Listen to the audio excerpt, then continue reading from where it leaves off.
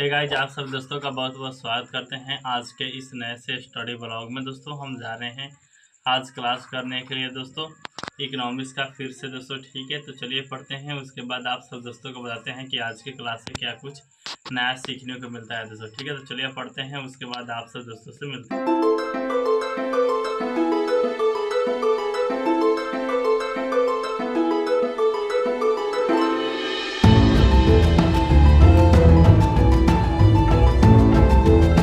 जैसा कि मैंने पिछले वाले क्लास में आप सब दोस्तों को बताया था कि अनुषंगी लाभ कर तक पढ़ाई हुआ है, तो वहीं से आज की क्लास की शुरुआत हुई है दोस्तों। ठीक है, उसके बाद आज की क्लास की जो शुरुआत हुई है वह हुई दोस्तों इक्वलाइजेशन लेवी से दोस्तों। यह क्या होता है? यह दो प्रकार का होता है दोस्तों। एक होता है दोस्तों फाइनेंशियल बिल 2016 और दूसरा है दोस्तों फाइनेंशियल बिल दोस्तों 2020 दोस्तों। तो आइए आपको बारी बारी से बताते हैं फाइनेंशियल बिल 2016 के बारे में और उसके बाद 2020 के बारे में दोस्तों। ठीक है, तो अब बात करें जो फाइनेंशियल बिल 2016 है, यह किस किस कंपनी को लगता है दोस्तों? यह उस कंपनी को लगता है जो कंपनी एडवर्टाइजमेंट करती है दोस्तों। जैसे कि आप सब तो जानते हैं कि आपका इंस्टाग्राम, गूगल, फेसबुक ये सब हो गया, यह सभी एडवर्टाइजमेंट कंपनी है दोस्तों। ठीक है, तो इस पर कितना परसेंट लगता है दोस्तों टैक्स? तो इस पर दोस्तों 6% लगता है। इस टैक्स को एक नया नाम भी दिया गया है जिसे हम लोग गूगल टैक्स के भी नाम से जानते हैं दोस्तों। और वह उस कंपनी को देना होता है जिस कंपनी का टर्नओवर 1 करोड़ रुपया होता है दोस्तों। ठीक है, अब बात कर लेते हैं। दूसरा है फाइनेंशियल बिल 2020। यह क्या होता है? तो यह दोस्तों यह उस विदेशी कंपनी पर लगता है जो कंपनी दोस्तों प्रोडक्ट और सेवा दोनों प्रदान करती है, उस पर लगता है दोस्तों। ठीक है, तो यह कितना परसेंट लगता है? तो यह दोस्तों 2% लगता है दोस्तों।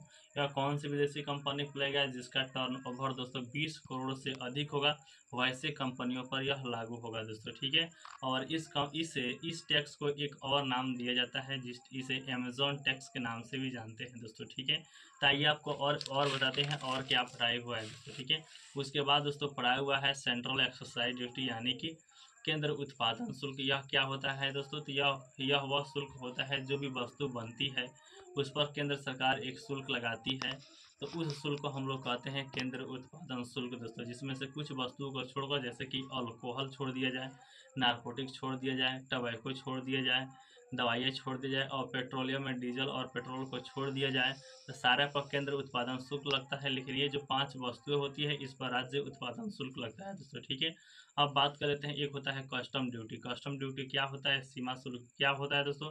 यह आयात और निर्यात पर लगने वाला एक प्रकार का टैक्स है दोस्तों। ठीक है, आप समझ चुके। उसके बाद बात करते हैं सर्विस टैक्स यानी कि सेवा कर। सेवा प्रदान होने पर जो टैक्स लगता है उसे हम लोग कहते हैं सर्विस टैक्स दोस्तों। ठीक है, उसके बाद दोस्तों पढ़ाया हुआ है दोस्तों काउंटर बिलिंग ड्यूटी यानी कि प्रतिकारी टैक्स। यह क्या होता है दोस्तों? यह वह टैक्स होता है जो विदेशी कंपनियां होती है दोस्तों, उसको सरकार सब्सिडी दे देती है। सब्सिडी देने के बाद वो दोस्तों भारत में आती है और कम दामों पर अपने प्रोडक्ट को मार्केट में उपलब्ध करा देती है दोस्तों। तो ऐसे जो प्रोडक्ट आ गया मार्केट में तो जिस पर टैक्स लगेगा उस टैक्स को हम लोग कहते हैं दोस्तों काउंटर वैलिंग टैक्स दोस्तों। ठीक है, एक और होता है दोस्तों anti dumping duty. Anti dumping duty क्या होता है? एंटी डंपिंग ड्यूटी वह होता है दोस्तों जो भी विदेशी कंपनियां होती है वह अपने देश में महंगे दामों प्रोडक्ट को बेच देती है, लेकिन वही प्रोडक्ट जब इंडिया में आता है तो वह कम दामों में लाकर बेचती है दोस्तों। ठीक है, तो ऐसी स्थिति में जो टैक्स लगता है उस टैक्स को हम लोग कहते हैं एंटी डंपिंग ड्यूटी दोस्तों। ठीक है, उसके बाद एक और पढ़ाई हुआ है जिसका नाम दोस्तों सेंट्रल सेल टैक्स दोस्तों। सेंट्रल सेल टैक्स क्या होता है? केंद्र बिक्री कर क्या होता है दोस्तों? केंद्र बिक्री कर वह होता है दोस्तों जब किसी वस्तु को एक राज्य में खरीदा जाए और दूसरे राज्य में बेचा जाए तब उस पर लगेगा क्या? तो सेंट्रल सेल टैक्स लगेगा दोस्तों। ठीक है, आइए आगे बताते हैं दोस्तों। सेंट्रल सेल टैक्स का नाम बदलकर IGST कर दिया गया है। आप सब को हम बाद में बताएंगे दोस्तों इसी वीडियो में। ठीक है, उसके बाद दोस्तों पढ़ाई हुआ है GST। जैसे कि आप सब जानते हैं GST के बारे में कुछ हम आपको थोड़ा सा इम्पोर्टेंट बात बता देते हैं दोस्तों।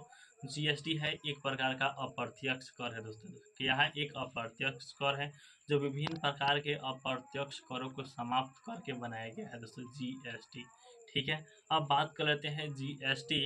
तो कुछ वस्तुओं पर GST लागू नहीं होता है। वह कौन कौन सी वस्तु होती है? तो सबका शराब हो गया, कच्चा तेल हो गया दोस्तों, पेट्रोलियम यानी कि पेट्रोल और डीजल हो गया, जो आपका एविएशन एविएशन दोस्तों, टरबाइन फ्यूल हो गया, तंबाकू हो गया, बिजली कर हो गया, इन सारे पर दोस्तों हमारा GST नहीं लगता है दोस्तों। ठीक है, जीएसटी जब आया तो इसलिए जीएसटी जब आया तब से इसे हम लोग कहते हैं जीएसटी एक पारदर्शी टैक्स है दोस्तों। जीएसटी एक प्रकार का गंतव्य आधारित टैक्स होता है दोस्तों। जहाँ भी आप जाइए वहीं पर एक समान टैक्स रहेगा, इसलिए इस टैक्स को हम लोग वन नेशन वन टैक्स के भी नाम से जानते हैं। और जीएसटी लागू होने से जो कास्केडिंग इफेक्ट था उसको अब समाप्त कर दिया गया है दोस्तों, ठीक है। अब बात कर लेते हैं जीएसटी की दोहरी प्रकृति क्या होती है। तो जीएसटी दोस्तों दो प्रकार से हम लोग समझते हैं। एक होता है दोस्तों inter state trade. Inter state trade क्या होता है, जब हम एक वस्तु को एक राज्य में खरीदें और दूसरे राज्य में बेचे तो उसे हम लोग कहेंगे इंटर स्टेट ट्रेड। जो इंटर स्टेट ट्रेड होता है इस पर जो जीएसटी लगता है उसका नाम होता है दोस्तों आईजीएसटी, ठीक है। अब बात करते हैं एक होता है इंट्रा स्टेट ट्रेड।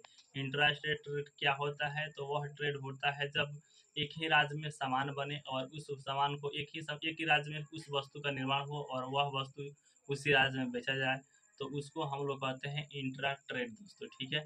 और जो इंट्रा स्टेट ट्रेड होता है इस पर जो लगने वाला टैक्स है उस टैक्स को हम लोग कहते हैं सीजीएसटी और आईजीएसटी दोस्तों। सीजीएसटी होता है तो केंद्र सरकार लगाती है और एसजीएसटी होता है तो वह राज्य सरकार लगाती है दोस्तों। जो भी आय प्राप्त होता है और बराबर बराबर सेंट्रल और राज्य में बट जाता है दोस्तों। जैसा कि आप सब जानते हैं शिक्षा पर 18% जीएसटी लगता है दोस्तों, जिसमें से 9% केंद्र सरकार को जाता है और 9% राज्य सरकार को जाता है दोस्तों, ठीक है।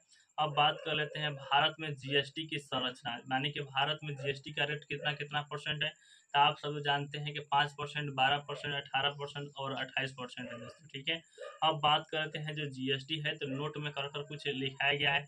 जो जीएसटी है गोल्ड और ज्वेलरी पर कितना परसेंट का जीएसटी लगता है, तो 3% का जीएसटी लगता है दोस्तों। वहीं बात की जाए जो कीमती पत्थर हो गया डायमंड, उस पर कितने परसेंट का टैक्स लगता है, तो 0.25% का कर लगता है दोस्तों, ठीक है।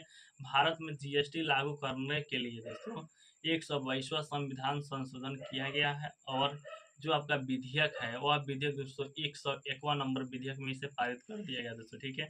अब बात कर लेते हैं जीएसटी के संबंधित कुछ आर्टिकल, आइए आपको बताते हैं। जीएसटी के आर्टिकल नंबर 366 के 12A में लिखा गया है जीएसटी की परिभाषा। इसमें 366 के 12A में लिखा गया है। उसके बाद दोस्तों 246A में लिखा गया है जीएसटी संबंधित कानून जो बनेगा वह किस आर्टिकल में है, तो 266A में लिखा गया है। तो 266A इसमें 3 प्रावधान है। एक होता है दोस्तों आईजीएसटी, एक होता है सीजीएसटी, एक होता है एसजीएसटी दोस्तों, ठीक है। इन सभी के बारे में इसमें लिखा गया है। उसके बाद एक और आर्टिकल है जिसका नाम है दोस्तों आर्टिकल नंबर 269A। यह क्या बताता है, यह दोस्तों आईजीएसटी से संबंधित नियम और कानून को बताता है दोस्तों, ठीक है।